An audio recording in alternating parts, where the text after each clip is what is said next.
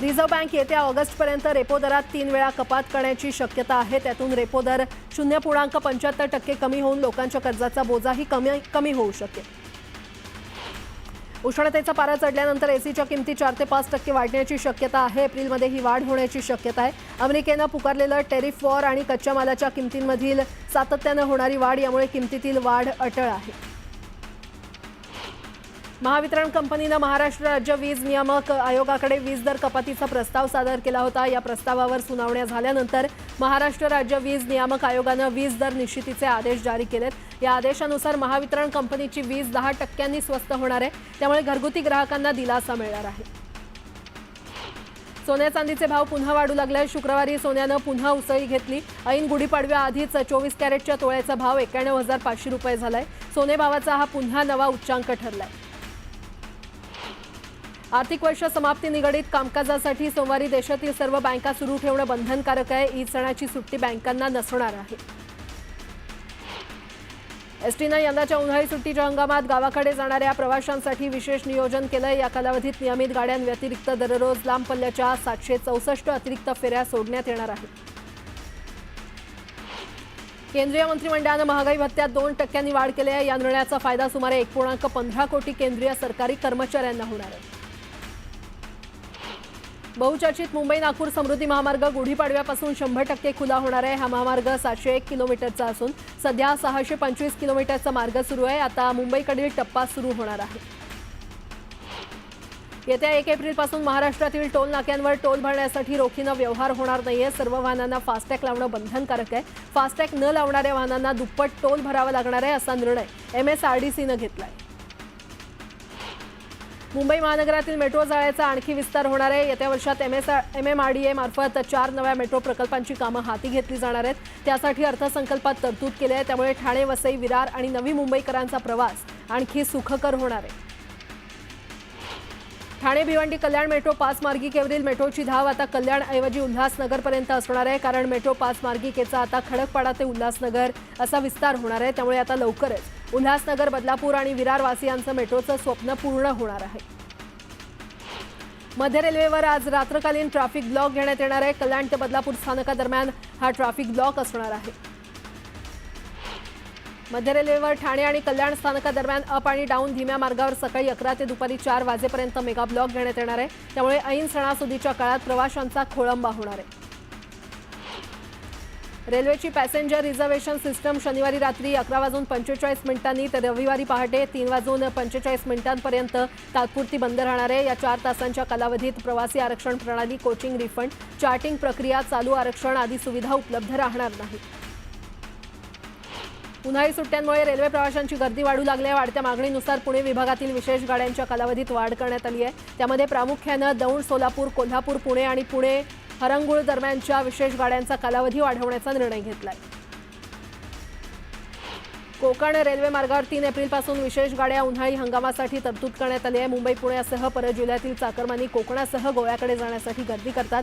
त्यांची गैरसोय होऊ नये म्हणून कोकण रेल्वे मार्गावर 3 विशेष गाड्यांच्या फेऱ्या चालवण्याचा निर्णय घेण्यात आला आहे।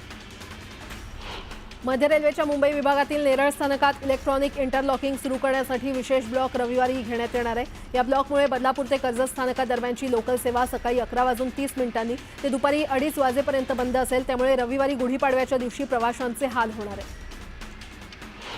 मोबाईलचं व्यसन, घोळणं आणि वेगवेगळ्या झोपण्याच्या सवयींमुळे स्लीप डिवोर्स नावाचा नवीन ट्रेंड देशात रूढ होतोय। भारत देशात 78% दाम्पत्य नियमित अंतरानं स्लीप डिवोर्स घेत असल्याचा दावा जागतिक झोप सर्वेक्षणात केला। पंतप्रधान नरेंद्र मोदी यांच्या अध्यक्षतेखाली झालेल्या केंद्रीय मंत्रिमंडळाच्या बैठकीत आगामी खरीप हंगामासाठी खत अनुदानाला मंजुरी दिली। फॉस्फेट आणि पोटॅश खतांसाठी पोषक तत्वावर आधारित अनुदान दरांना मान्यता दिली। जून ते सप्टेंबर या कालावधीत वापरात येणाऱ्या खतांसाठी 37,216 कोटी रुपयांचं खत अनुदान देण्यात येणार आहे। आर्थिक वर्ष 31 मार्च रोजी संपत असून आता केवळ 3 दिवस निधी खर्च करण्यासाठी आणि प्रलंबित देयकं अदा करण्यासाठी हातात आहेत। त्यातही हे 3 दिवस सुट्टीचे आहेत। मात्र वर्ष अखेर लक्षात घेता मंत्रालयातील अनेक विभागांनी गुढीपाडव्याचा 30 मार्चचा दिवस वगळता शनिवार 29 मार्च आणि रमजानची सुट्टी असलेला सोमवार 31 मार्च हे 2 दिवस काम सुरू ठेवण्याचा निर्णय घेतलाय। राज्यावरील कर्जाचा भार, फुकटच्या योजनांवर होणारा मोठा खर्च आणि एकूणच आर्थिक नियोजन करताना होत असलेली कसरत या पार्श्वभूमीवर एकमेकांशी निगडीत असलेल्या योजनांचं एकत्रीकरण आणि फुकटच्या योजना कमी करणं अशा द्विसूत्रीवर आता राज्य सरकारनं भर दिलाय। त्यासंबंधीचे आदेश शुक्रवारी जारी करण्यात आले। रस्त्यांच्या काँक्रिटीकरणाच्या कामावर आता मुंबई महापालिका डॅशबोर्डच्या माध्यमातून लक्ष ठेवणार आहे। सध्या ही सुविधा फक्त पालिका अधिकाऱ्यांसाठी असणार आहे। राष्ट्रीय निवृत्ती वेतन प्रणाली लागू असलेल्या कर्मचाऱ्यांना राज्य शासनाच्या सुधारित राष्ट्रीय निवृत्ती वेतन योजनेमध्ये सहभागी होण्यासाठी द्यायच्या विकल्पाची मुदत 31 मार्च 2025 होती। मात्र राज्य राजपत्रित अधिकारी महासंघानं केलेल्या मागणीनुसार याला 1 वर्षाची मुदतवाढ देण्यात आली असून आता या योजनेमध्ये सहभागी होण्याबाबत 31 मार्च 2026 पर्यंत विकल्प देता येणार आहे। नवी मुंबई हे फ्लेमिंगोंचं शहर आहे। काही घटकांकडून पर्यावरणवाद्यांचा विरोध डावलून फ्लेमिंगो क्षेत्राचं अस्तित्व मिटवण्याचे प्रकार सुरू असल्याचा पुनरुच्चार वनमंत्री गणेश नाईक यांनी केलाय। नाईक यांनी पुन्हा फ्लेमिंगो सिटीचा आग्रह धरलाय। त्यामुळे आता तरी फ्लेमिंगो वाचतील अशी चर्चा सुरू आहे। मार्च एंडिंगमुळे महावितरणाच्या थकीत वीज बिलांची वसुली सुरू आहे। बिलाचा भरणा न केलेल्या ग्राहकांचा वीज पुरवठा खंडित केला जातोय। महावितरणाच्या वाशी मंडळानं तात्पुरत्या स्वरूपात 5431 ग्राहकांचा वीज पुरवठा खंडित केलाय। आर्थिक वर्षाच्या अखेरीस 3 दिवस सुट्टी आहे आणि या कालावधीमध्ये देखील नागरिकांना कर भरणं शक्य व्हावं यासाठी पालिकेनं सर्व कर वसुली केंद्र आणि कार्यालये सुरू ठेवण्याचा निर्णय घेतलाय। संयुक्त महाराष्ट्राच्या 65व्या वर्धापन दिनानिमित्त अजित पवार गटातर्फे मे महिन्यात राज्यभर महाराष्ट्र महोत्सव साजरा होणार असल्याचं प्रदेशाध्यक्ष सुनील तटकरे यांनी सांगितलं। पावसाळ्यात सखल भागात पाणी साचू नये यासाठी अशा ठिकाणांची संयुक्त पाहणी करून उपाययोजना कराव्यात। उपनगरी रेल्वे सेवा अखंड सुरू राहील यासाठी दक्षता घ्यावी असे निर्देश पालिका आयुक्तांनी दिले। पुणे विद्यापीठात सुरक्षा हेल्पलाईन उपक्रम सुरू करण्यात आलाय। विद्यापीठात घडत असलेले प्रकार बघून प्रशासनाला जाग आली आहे। विद्यापीठानं विद्यार्थी, प्राध्यापक, कर्मचारी आणि अभ्यागतांच्या सुरक्षेसाठी हा उपक्रम सुरू केलाय। मुख्यमंत्री लाडकी बहीण योजनेमुळे राज्यावरील आर्थिक बोजा वाढत चालल्यानं शासनाच्या सर्व पातळ्यांवर खर्चात काटकसर करण्याचे प्रयत्न सुरू आहेत। मंत्रिमंडळासमोर प्रस्ताव सादर करताना विभागाला उपलब्ध करून दिलेल्या प्रमाणात किती पट वाढ होणार आहे हे नमूद असल्याशिवाय मंत्रिमंडळासमोर नवे प्रस्ताव सादर करण्यात येऊ नये असं मुख्य सचिव सुजाता सौनिक यांनी सर्व विभागांना बजावलंय। MMRDAनं 2025-26 या वर्षाचा तब्बल 40,187 कोटींचा अर्थसंकल्प मंजूर केला। यंदा तरतूद केलेल्या निधीपैकी मेट्रो आणि रस्ते प्रकल्पांवर भर दिला असून तब्बल 87% निधी हा पायाभूत सुविधा प्रकल्पांवर खर्च केला जाणार आहे। त्यामध्ये ठाण्यातील प्रकल्पांवर मोठ्या प्रमाणात भर देण्यात आलाय। बदलत्या हवामानामुळे लहान मुलं आजारी पडण्याचं प्रमाण वाढलंय। सर्दी, खोकला, ताप आणि उलट्यांनी आजारी असलेल्या मुलांचं प्रमाण अधिक आहे। पालकांनी वेळीच उपचार घेतले तर मुलांचं आरोग्य चांगलं राहील असं बालरोग तज्ज्ञ सांगतायत। पुरंदर विमानतळासाठीच्या 7 गावांमधील भूसंपादनासाठी संयुक्त मोजणी करावी लागणार आहे। यासाठी सुमारे 4,86,00,000 रुपयांचं शुल्क महाराष्ट्र राज्य औद्योगिक विकास महामंडळाला भरावं लागणार आहे। MIDCला भूमी अभिलेख विभागानं पत्र पाठवलंय। मुंबईत शुक्रवारपासून कमाल तापमानात वाढ झाली आहे। सांताक्रूजमध्ये 33°C तापमानाची नोंद झालेली आहे तर शनिवारी पारा 35च्या वर जाण्याचा अंदाज वर्तवण्यात आलाय। मुंबईत जोरदार पावसाच्या काळात सखल भागात पाणी उपसा करणारे पंप लावले जातात। यंदा देखील शहर आणि उपनगरात 482 ठिकाणी पंप लावण्यात येणार आहेत। त्यासाठी जिओ टॅगिंग यंत्रणेचा वापर करण्यात येणार आहे। मुंबादेवी मंदिरात गुढीपाडवा आणि चैत्र नवरात्रोत्सवाला रविवारपासून सुरुवात होणार आहे। यानिमित्त विविध कार्यक्रमांचं आयोजन करण्यात आलंय। हा उत्सव 12 एप्रिलपर्यंत सुरू राहणार आहे। उत्सव काळात मंदिर सकाळी 5 ते रात्री 10 पर्यंत सुरू राहणार आहे। उघड्यावर कचरा जाळल्यास मुंबई महापालिका 1,000 रुपयांचा दंड आकारणार आहे। उघड्यावर कचरा जाळल्यामुळे वायू प्रदूषणासह आरोग्याला धोका निर्माण होतो। त्यामुळे दंडाच्या रकमेत पालिकेनं तब्बल 10 पट वाढवण्याचा निर्णय घेतलाय। 1 एप्रिलपासून याची अंमलबजावणी सुरू होणार आहे। उत्तन विरार सागरी सेतूच्या 87,000 कोटी प्रकल्पाच्या सुधारित खर्चाला मुंबई महानगर प्रदेश विकास प्राधिकरणानं मान्यता दिली आहे। हा प्रकल्प 2 टप्प्यात हाती घेण्यात येणार असून पहिल्या टप्प्यात उत्तन ते विरार असा 55 किलोमीटरचा सागरी सेतू बांधला जाणार आहे। त्यासाठी अंदाजे 87,427.17 कोटी रुपये खर्च होण्याचा अंदाज आहे। मुंबई विद्यापीठाच्या नुकत्याच झालेल्या अधिसभेतील अर्थसंकल्प मंजुरीच्या ठरावाला अंतरिम स्थगिती देण्यास उच्च न्यायालयानं नकार दिलाय। 1 एप्रिलपासून विद्यापीठाच्या अर्थसंकल्पाची अंमलबजावणी होणार आहे। अर्थसंकल्प व्यवस्थापन परिषदेच्या बैठकीत मंजूर झाला नसल्याचा दावा युवा सेनेनं केलाय। पिंपरी चिंचवड शहराला सध्या दररोज पाणी पुरवठा करणं शक्य नाही, त्यामुळे शहरात दिवसाआडच पाणी पुरवठा सुरू राहणार आहे, असं पिंपरी चिंचवड महापालिकेचे आयुक्त शेखर सिंह यांनी शुक्रवारी स्पष्ट केलं. कल्याण डोंबिवली पालिका हद्दीतील मालमत्ता कर थकबाकीदार, पाणीपट्टी देयक थकबाकीदार यांच्यासाठी 31 मार्चपर्यंत अभय योजना पालिकेनं लागू केली आहे. तसंच कल्याण डोंबिवली महापालिकेनं आपली नागरी सुविधा केंद्र शनिवार, रविवार आणि सार्वजनिक सुट्टीच्या दिवशीही सुरू ठेवण्याचा निर्णय घेतलाय. उरण येथील रानसई धरणातील पाणीसाठा कमी होऊ लागलाय. धरणात जून अखेरपर्यंत पुरवठा करता येईल इतकाच पाणीसाठा उपलब्ध आहे. रानसई धरणातील पाणी साठवणूक क्षमता वाढत नसल्यानं उरणच्या नागरिकांवर पाणी कपातीचं संकट वाढू लागलंय. गुढीपाडव्याच्या स्वागत यात्रेनिमित्तानं ठाण्यात वाहतुकीत बदल करण्यात आलाय. श्री कौपिनेश्वर सांस्कृतिक न्यासच्या वतीनं नववर्ष स्वागत यात्रा काढली जाते, त्यामुळे सकाळी 6 वाजल्यापासून हा बदल करण्यात येणार आहे. ठाणे महापालिका क्षेत्रातील नगरपथ विक्रेता समितीवरील 8 प्रतिनिधींच्या निवडीसाठी 11 एप्रिल रोजी निवडणूक होणार आहे. या 8 सदस्यांकरता जागा आरक्षण कसं असणार हे पालिकेनं आता जाहीर केलंय. पिंपरीत गेल्या वर्षी पावसाळ्यात चिखली, घरकुल, नवी सांगवी, जुनी सांगवी, पिंपरीतील भाटनगर आणि दापोडी इत्यादी भागात पूरस्थिती निर्माण झाल्यानं यंदा महापालिका प्रशासनानं नालेसफाईच्या कामाला 20 फेब्रुवारीपासून सुरुवात केली आहे. या काळात 30% नालेसफाई झाली आहे. कामाला गती देण्याचा आदेश आयुक्त शेखर सिंह यांनी दिला आहे.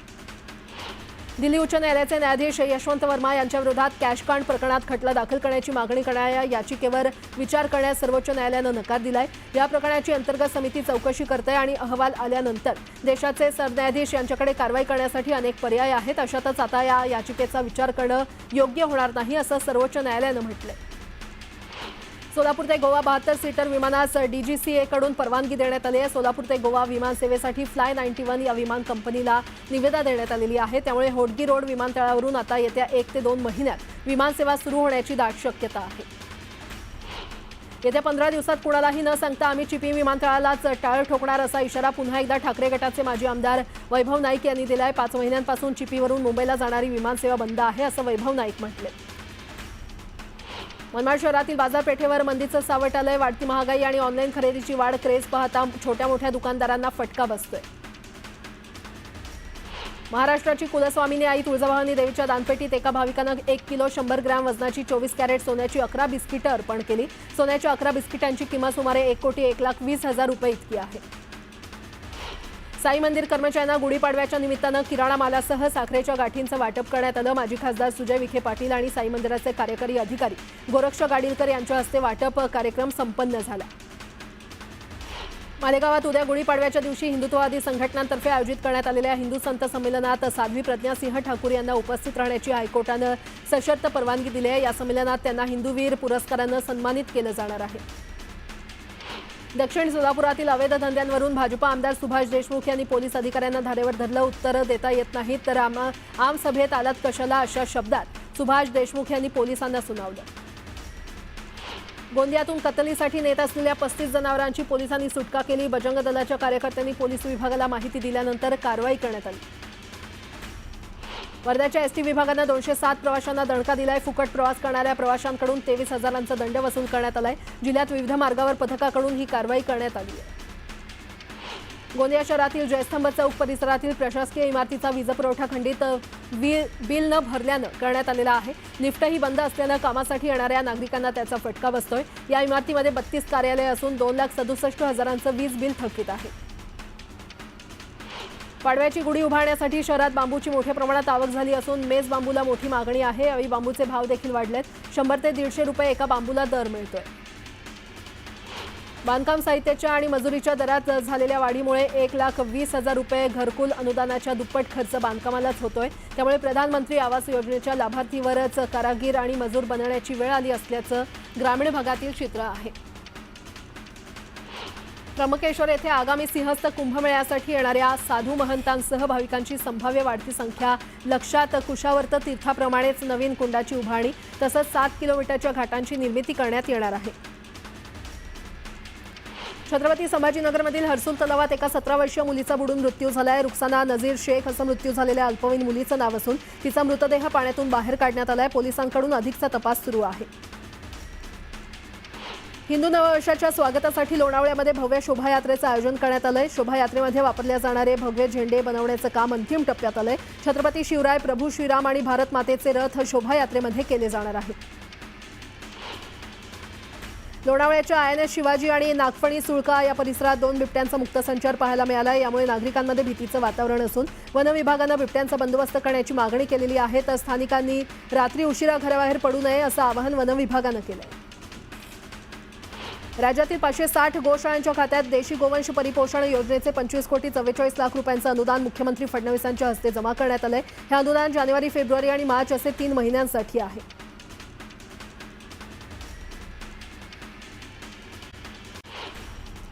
केंद्र आणि राज्य सरकारच्या वतीनं राबवण्यात येत असलेल्या ॲग्रीस्टॅक प्रकल्पांतर्गत शेतकऱ्यांना ओळखपत्र देण्यात येणार आहे. यासाठी आतापर्यंत 85 लाख शेतकऱ्यांनी नोंदणी केली आहे. दरम्यान राज्यात 1 कोटी 40 लाख शेतकरी आहेत.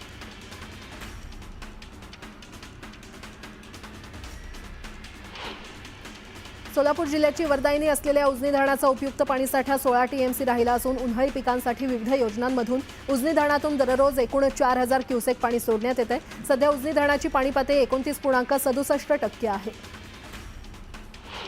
केंद्र सरकारकडून निधीला नकार दिल्यानं स्मार्ट सिटीची जबाबदारी आता पालिकेकडे आलेली आहे. त्यामुळे स्मार्ट सिटी प्रकल्प पालिकेकडे हस्तांतरित करावा असं पत्र नगरविकास विभागानं स्मार्ट सिटी प्रशासनाला पाठवलंय.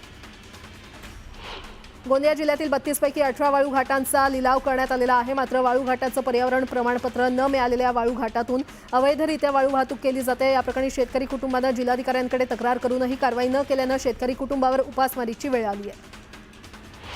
पुण्यातील वढू बुद्रुक येथे छत्रपती संभाजी महाराजांचा 336वा बलिदान दिन साजरा होतोय. या ठिकाणी उदयनराजे भोसलेंनी छत्रपती संभाजी महाराजांना अभिवादन केलं.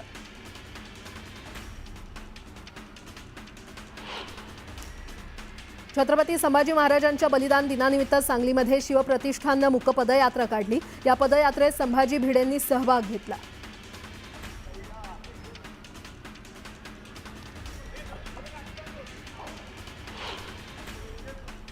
छत्रपती उदयनराजेंनी मुख्यमंत्री आणि सरकारवर सडकून टीका केली आहे. वारंवार मागणी करूनही महापुरुषांना अपशब्द वापरण्यासंदर्भात कठोर कारवाई करण्यासाठी कायदा का करत नाही असा हल्लाबोल त्यांनी केलाय. तर याचं महाराजांवरचं प्रेम बेगडी आहे का असा सवालही त्यांनी विचारला.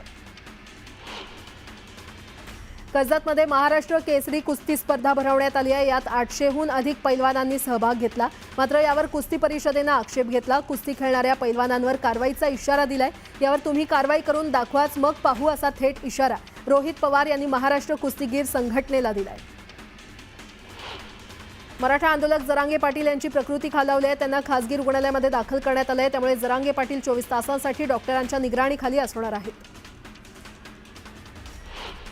कर्जमाफी संदर्भात उपमुख्यमंत्री अजित पवारांनी मोठं विधान केलंय. आता कर्जमाफी करण्यासारखी परिस्थिती नाही. भविष्यातील परिस्थिती बघून आम्ही निर्णय घेऊ असं उपमुख्यमंत्री अजित पवार म्हटले. पंतप्रधान नरेंद्र मोदी उद्या नागपूर दौऱ्यावर येत आहेत आणि 5 तासांच्या या दौऱ्यात ते राष्ट्रीय स्वयंसेवक संघाच्या मुख्यालयासह दीक्षाभूमीला भेट देणार आहेत. संघाच्या मुख्यालयात जाणारे मोदी देशाचे पहिले पंतप्रधान ठरणार आहेत. दरम्यान पंतप्रधान मोदींच्या या दौऱ्याच्या निमित्तानं शहरात कडक सुरक्षा व्यवस्था तैनात करण्यात आली आहे. स्पेशल प्रोटेक्शन गार्डची टीम नागपूरला पोहोचली आहे. गोंदिया जिल्ह्याच्या देवरी तालुक्यातील चिचगड परिसरात एका वाघाचा मृत्यू झालाय. वाघाचा मृतदेह हा कुजलेल्या अवस्थेत आढळलाय. या प्रकरणी वन विभागाकडून अधिकचा तपास सुरू आहे. सोलापुरात मारुती कारला अचानक आग लागल्याची घटना घडली. प्रसंगावधान राखून कारमधील सगळे वेळीच बाहेर उतरल्यानं कुठलीही जीवितहानी झाली नाही. यामुळे कारचं मोठं नुकसान झालंय. सांगलीच्या संजय नगर परिसरातील आरवाडी पार्क इथे घरफोडी करणाऱ्या तरुणाच्या मुसक्या पोलिसांनी आवळल्यात. या चोरट्याकडून पोलिसांनी 1,45,000चे दागिने आणि 2,94,000 रोख रक्कम जप्त केली आहे. मुळशीमधील उरवडे गावातील प्राज कंपनीला भीषण आग लागली. शॉर्ट सर्किटमुळे आग लागल्याचा प्राथमिक अंदाज असून सुदैवानं कोणतीही जीवितहानी झालेली नाही. आगीमुळे कंपनीचं प्रचंड नुकसान झालंय. उपमुख्यमंत्री एकनाथ शिंदेंवर आक्षेपार्ह गाणं लिहून वादात अडकलेल्या स्टँडअप कॉमेडियन कुणाल कामराला मद्रास हायकोर्टानं दिलासा दिलाय. 7 एप्रिलपर्यंत कामराला अटक न करण्याचे आदेश कोर्टानं दिले. कराडच्या सह्याद्री सहकारी साखर कारखान्याच्या निवडणुकीच्या प्रचाराचा धुराळा उडालाय. स्वर्गीय यशवंतराव चव्हाण सह्याद्री स्वाभिमानी सभासद परिवर्तन पॅनलनं पालीचा खंडोबा इथे प्रचाराचा शुभारंभ केला. कुत्री भुंकल्याच्या संतापातून तिच्यावर थेट कुऱ्हाडीनं वार केल्याचा धक्कादायक प्रकार इस्लामपुरात घडलाय. या प्रकरणी दोघांवर गुन्हा दाखल करण्यात आलाय. या हल्ल्यात गंभीर जखमी झालेल्या गर्भवती कुत्रीचा दुर्दैवानं गर्भपात झालाय. मावळ तालुक्यातील गहुंजे ग्रामदैवत चोंडाई मातेच्या यात्रेनिमित्त देवीच्या मुख्य मंदिराला आकर्षक फुलांची सजावट करण्यात आली आहे। तसेच चोंडाई मातेच्या पालखीची ग्रामप्रदक्षिणा करण्यात आली, तर उद्या कुस्त्यांचा भव्य आखाडा देखील भरवण्यात येणार आहे। मावळच्या पवना नदीच्या पात्रात एका परप्रांतीय कामगाराचा बुडून मृत्यू झालाय। ही घटना घडल्या क्षणीच वन्यजीव रक्षक आणि पोलिसांनी कामगाराला पाण्यातून बाहेर काढलं, मात्र उपचारापूर्वीच त्याचा मृत्यू झालाय। नव्या राष्ट्रीय शैक्षणिक धोरणामुळे पूर्व प्राथमिक हा एक टप्पा घोषित करण्यात आला आहे। त्यामुळेच येत्या आठवड्यात शालेय शिक्षण विभागाकडून प्री प्रायमरी शाळेची ॲपच्या माध्यमातून नोंदणी करणं बंधनकारक असणार आहे। नोंदणी अनिवार्य असून नियम न पाळल्यास कारवाई केली जाणार आहे। 10वीच्या बोर्ड परीक्षेत कोकण विभागीय मंडळात कॉपीचा एकही प्रकार गेल्या 5 परीक्षेत आढळलेला नाही। यावर्षी देखील तीच परंपरा अबाधित असून विभागीय मंडळात 10वी परीक्षेत कॉपीचा रकाना निरंकच आहे। तर राज्यातील 9 विभागीय मंडळांपैकी रत्नागिरीच्या या मंडळानं कॉपीमुक्त परीक्षा ही संस्कृती सर्वांच्या सहकार्यानं रुजवली आहे। कोणत्याही गल्लीबोळात गेल्यानंतर प्री प्रायमरी स्कूल्सनं धुमाकूळ घातलेला दिसतोय। त्या ठिकाणी अतिशय लहान बालकं शिकण्यासाठी येतात, मात्र त्यांच्यासाठी उपलब्ध सुविधा शुल्कांचं नियमन करणारी यंत्रणाच अस्तित्वात नाहीये। मात्र आता प्री प्रायमरी स्कूलची ॲपच्या माध्यमातून नोंदणी करणं बंधनकारक करण्यात येणार आहे। छत्रपती संभाजीनगरमधील अनेक भागात 11 ते 12 दिवसांनी पाणीपुरवठा होतोय, तर आता जलवाहिन्या फुटल्याचं निमित्त देत पाणीपुरवठा विभाग अनेक वसाहतींच्या पाण्याचे टप्पे पुढे ढकलतंय, त्यामुळे पाण्याची समस्या निर्माण झाली आहे। अभियांत्रिकी किंवा वैद्यकीय प्रवेश परीक्षेची तयारी करणारे अनेक विद्यार्थी डमी शाळांमध्ये प्रवेश घेतात। आता या विद्यार्थ्यांना आणि डमी शाळांना आळा घालण्यासाठी सीबीएसईनं पावलं उचलली आहेत। डमी शाळेमध्ये प्रवेश घेणाऱ्या विद्यार्थ्यांना सीबीएसई 12वीच्या बोर्ड परीक्षेला बसू देणार नाहीये। राज्यातील वेगवेगळ्या जिल्ह्यांमध्ये उन्हाची तीव्रता दिवसेंदिवस वाढते, त्याचा लहान मुलांच्या आरोग्यावर विपरीत परिणाम होतोय। या पार्श्वभूमीवर राज्यातील सर्व शाळांच्या वेळा एक असाव्यात असा आदेश प्राथमिक विभागाचे शिक्षण संचालक आणि माध्यमिक आणि उच्च माध्यमिक शिक्षण विभागाचे संचालक यांनी स्वतंत्र काढलेले आहेत। त्यानुसार आता शाळांच्या वेळा पुन्हा बदलणार आहेत। थायलंड आणि म्यानमार भूकंपानं हादरलं असून यात आतापर्यंत 186 जणांचा मृत्यू झालाय। भूकंपामुळे अनेक इमारती कोसळल्या असून या भूकंपाची तीव्रता 7.2 रिश्टर स्केल इतकी मोजण्यात आली आहे। दिल्लीच्या विवेक विहार परिसरात एका महिलेचा मृतदेह आढळल्यानं खळबळ माजली आहे। एका बेडमध्ये चादरीत गुंडाळलेल्या अवस्थेत या महिलेचा मृतदेह आढळला। या प्रकरणी पोलीस आरोपीचा शोध घेत आहेत। बिहारच्या सासाराममध्ये एका तरुणाला बांधून त्याला बेदम मारहाण करण्यात आली। दुकानातील पंखा चोरी केल्याच्या संशयावरून ही मारहाण झाल्याचं सांगण्यात येत आहे। यूपीच्या सीतापूरमध्ये ट्रॅक्टर चालकाला काही जणांनी मारहाण केल्याचा प्रकार समोर आलाय। ट्रॅक्टर बाजूला घेण्यावरून झालेल्या वादानंतर ही मारहाण करण्यात आली। यूपीच्या आझमगडमध्ये वीज वितरणाच्या कंत्राटी कर्मचाऱ्याला ग्रामस्थांनी मारहाण केली। वीज कनेक्शन खंडित केल्याच्या रागात ही मारहाण करण्यात आली। यूपीच्या अमरोहामध्ये जुन्या वादातून 2 गटात राडा झाला। यावेळी झालेल्या मारहाणीत 12 जण जखमी झाले। राजस्थानच्या उदयपूरमध्ये 2 गटात हाणामारी झाली। भर बाजारात 2 गटात झालेल्या वादानंतर एकमेकांवर दगडफेक करण्यात आली, तसंच चाकूने वार करण्यात आले। यात 3 जण जखमी झाले। यूपीमधील गाझीपूरमध्ये रीलनं एका तरुणाचा जीव घेतला। रिक्षाच्या छतावर डान्स करताना हा तरुण खाली कोसळला, यातच त्याचा मृत्यू झाला।